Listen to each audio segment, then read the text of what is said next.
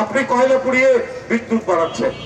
আমি গত কয়েকদিন আগেও বলেছি যে আপনি আপনার সমুদ্রের পারে কুয়াকাটা তারপর কলাপাড়ায় আপনি কয়লা পুড়াচ্ছেন, আপনি সুন্দরবনে কয়লা পুড়িয়ে আপনি ইয়ে করছেন, বিদ্যুৎ কি বলে কয়লা বিদ্যুৎ আপনি ইয়ে করছেন, উৎপাদন করছেন। তাতে কি হচ্ছে, আমাদেরকে বরিশালের লোকরা এসে বলছে ভাই এই যে পটুয়াখালীর কলাচিপা, বাউফল, তারপরে কলাপাড়া, বরগুনা, এইখানে এগুলো তো হচ্ছে নারকেলের বনে ভর্তি ছিল, নারকেল পড়ে থাকতো নিচে, ডাব পড়ে থাকতো, মানুষ কুড়িয়েও নিত না। বলছে এখন সেই সমস্ত নারকেল গাছে কোনো নারকেল ধরে না, কোনো ডাব ধরে না, কচি কচি অবস্থায় সেগুলো ঝরে পড়ে যায়। এটার কারণ হচ্ছে এই যে কয়লা পুড়িয়ে তাপ বিদ্যুৎ কেন্দ্র করার জন্য। আপনি ঈশ্বরদীর মধ্যে অ্যাটমিক এনার্জি করছেন, এই যে এত বিশেষজ্ঞ, এই যে এত পরিবেশবিদ, এত বিখ্যাত বিখ্যাত সব সায়েন্টিস্ট, সবাই বলছে এটা মারাত্মক ভাবে বাংলাদেশকে উজাড় করে দেবে, বাংলাদেশকে একটা ডেথ ভ্যালি, একটা মৃত্যু উপত্যকায় পরিণত করবে। এই অ্যাটমিক এনার্জি যে ওখানে আপনি উৎপাদন করতে যাচ্ছেন, একটা ঘনবসতির এলাকা। আমি কয়েকদিন আগে গেছিলাম, দেখলাম প্রায় 4-5 হাজার সব রাসায়নরা একটা বিশাল বিল্ডিং এর মতো অবস্থা, একবারে গ্রামীণ পরিবেশ, পদ্মা নদীর ধারে। কি চমৎকার!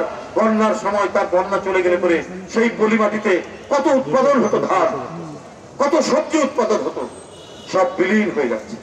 এবং যদি একটা লিক হয়, লাখ লাখ মানুষ, এই পাবনা কুষ্টিয়া এলাকার লাখ লাখ মানুষ তার জীবন সংকটের মধ্যে।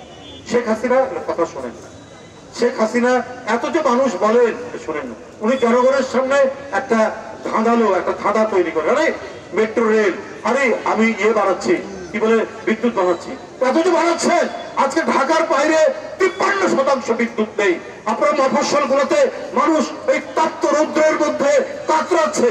আপনার একটা মুরগিকে জবাই করলে যেভাবে ছটপট করে, বাংলাদেশের মানুষ এই ধরনের একটি গ্যাস চেম্বারে আপনি কোথায় গেল আপনার এত গোটা দেশকে জঙ্গল, গাছপালা, নদী, নালা সব উজাড় করে দিয়ে আপনি এইখানে আপনার উন্নয়নের যে ভেলকিবাজি দেখাচ্ছেন, কোথায় গেল সে? আজকে আমি বলেছি যে মৃত্যু পতাকা, ডেথ ভ্যালি। আমেরিকার একটা এলাকা আছে ওই অ্যারিজোনা ডেজার্টের দিকে, ওটা বলা হয় ডেথ ভ্যালি। ওই জায়গা থেকে মানে মৃত্যু পতাকা, ওইখানে অনেকেই যান, অনেক টুরিস্টরা যান। মানে দিনের বেলায় টেম্পারেচার প্রায় 50-এর কাছাকাছি, 50 ডিগ্রি সেলসিয়াসের মতো হয়।